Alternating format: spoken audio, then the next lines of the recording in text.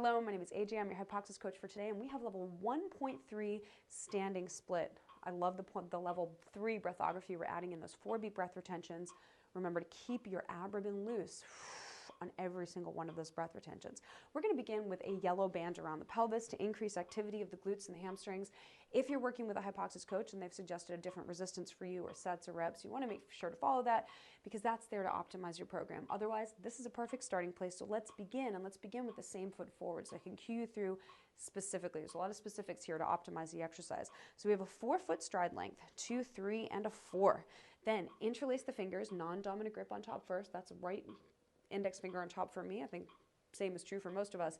Pull the fingers apart hard. So if your fingers are slippery, they would pull apart like that to activate in your lats and open up those shoulders. You're going to put those hands behind your head and hinge forward.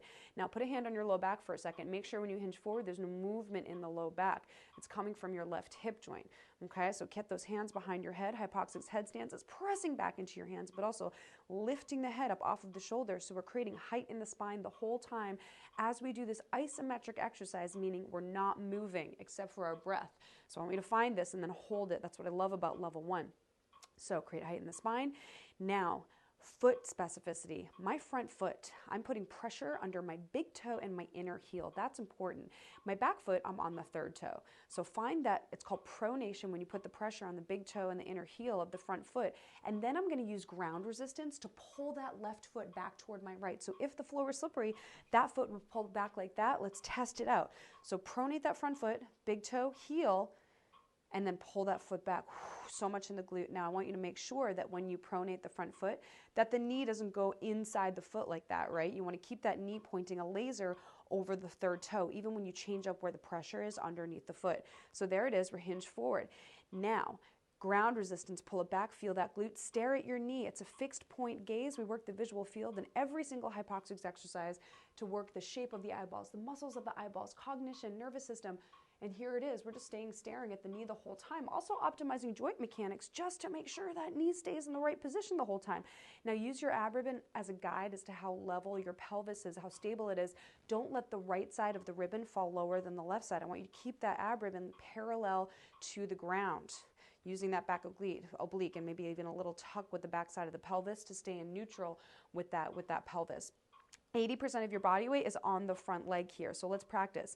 Head is back. Knee, 3rd toe, ground resistance, level pelvis. And now here we have 3 breath cycles with our 4-beat breath retentions.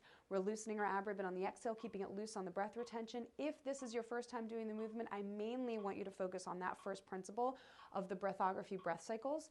Over time, you'll add on those other layers as you become more skilled at the exercise. So let's hit it. Head stance, 3rd toe, ground resistance, level pelvis, 80% body weight on that front leg. Here we go from our zip up, posture prep. Inhale. Yes, 2, 3, 4, 5. Inhale 1. Inhale 2.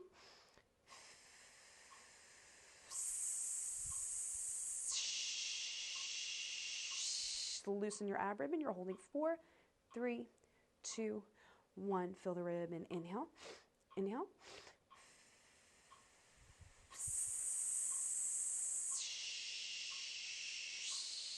Hold the breath for 4, 3, 2, 1. Inhale 1, 2.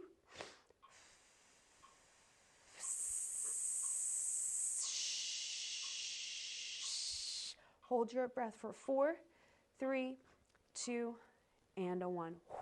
I know, a lot in that glute. Now, from here, we need to repeat it on the other side. So you can either rest 15 to 30 seconds and then rewind the video about 60 to 90 seconds so we can repeat the other side together in tandem, or once you become skilled at the exercise, you can stop the video now, try it on your own. Just stay true to that tempo, frequency, intensity, and duration of your breathography. Breath cycles is a priority. You may want to put a metronome on your phone at 60 beats per minute to stay true to that 2-second inhale and that 8-second exhale. Always loosening your ribbon, your ab ribbon on your 8-second engaged exhale and keeping it loose on each of those breath retentions.